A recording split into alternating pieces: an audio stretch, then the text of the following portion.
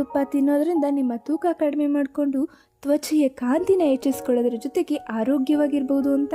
ನಾವು ತುಪ್ಪ joints lubricant ಆಗಿ ವರ್ಕ್ ಆಗೋದ್ರಿಂದ ಜಾಯಿಂಟ್ಸ್ನ ಸ್ಟ್ರೆಂತ್ ಮಾಡಿ ನರಿಷ್ ಮಾಡಿ ಮುಂದೆ ಜಾಯಿಂಟ್ಸ್ ಪ್ರಾಬ್ಲಮ್ಸ್ ಬರದೇ ಇರೋ ಥರ ತಡೆಯುತ್ತೆ.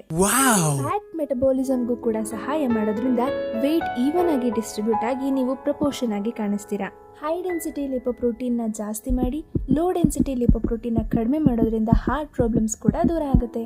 ಬ್ಲಡ್ ಶುಗರ್ ಲೆವೆಲ್ ಮೇಂಟೈನ್ ಮಾಡೋದ್ರಿಂದ ಡಯಾಬಿಟಿಸ್ ಅವ್ರಿಗೆ ಒಂದೊಳ್ಳೆ ಸಲಹೆ. ವೈಟಮಿನ್ ಎ, ಇ, ಕೆ ಇರೋದ್ರಿಂದ ಸ್ಕಿನ್, ಹೇರ್ ಗ್ರೋತ್ ಮತ್ತು ನರಿಶ್ಮೆಂಟ್ಗೂ ಕೂಡ ಸಹಾಯ ಮಾಡುತ್ತೆ.